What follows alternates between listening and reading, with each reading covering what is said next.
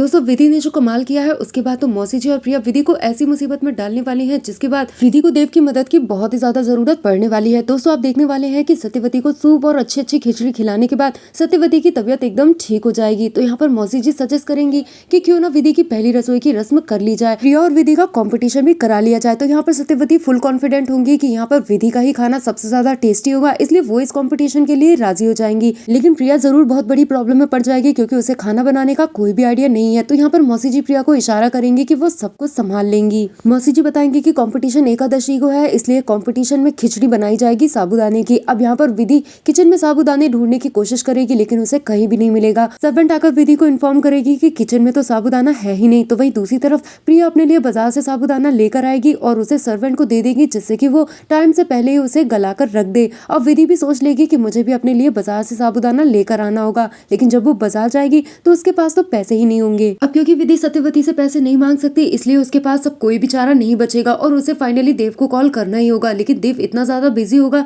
कि विधि बात को टाल देगी और कहेगी कि उसे सिर्फ देव की याद आ रही थी और उसने सिर्फ इसीलिए कॉल किया था। कोई भी ऑप्शन नहीं बचने की वजह से विधि अपने घर जाएगी लेकिन वहां पर उसके पेरेंट्स नहीं होंगे। तो भाई किचन के सभी डब्बों में, दाल में, चावल में, सब में वो पैसे ढूंढ लेगी, सभी बुक्स के बीच में ढूंढ लेगी, लेकिन विधि को कहीं भी पैसे नहीं मिलेंगे। तो यहाँ पर सीमा बताएगी कि घर का एक एक पाई उसकी शादी में खत्म हो चुका है और अब तो दुकान भी हाथ से जा चुकी है। ऐसे में वो लोग वकील के पास गए हैं। यहाँ पर विधि के पास इतना टाइम नहीं होगा पूछने का कि वो लोग आखिर वकील के पास क्यों गए हैं, लेकिन विधि को आइडिया हो जाएगा कि उसके पेरेंट्स बहुत ही ज्यादा प्रॉब्लम में है। यहाँ पर सीमा अपना गुल्लक फोड़कर विधि को पैसे देगी तो विधि उसको प्रॉमिस करेगी कि वो सीमा का एक एक पाई सूद समेत लौटा देगी। अब यहाँ पर विधि अपने घर वापस आ जाएगी लेकिन उसे अपने कमरे में जाकर देव की बहुत ही ज्यादा याद आएगी। तभी वो अपना फोन चेक करेगी और उसमें देव के 3 मिस कॉल होंगे। विधि देव को कॉल करेगी और उसे ढेर सारा सॉरी बोलेगी। विधि देव को देव सर बोलेगी, इस पर देव नाराज हो जाएगा और उसे देव बोलने के लिए रिक्वेस्ट करेगा, लेकिन विधि कहेगी कि इसमें उसे काफी ज्यादा वक्त लगने वाला है। दोनों ढेर सारी बातें करेंगे लेकिन जैसे ही देव विधि से ये पूछेगा कि वो कैसी है तो भाई यहाँ पर विधि काफी ज्यादा उदास हो जाएगी, लेकिन ये उदासी वो देव से छुपाने की कोशिश करेगी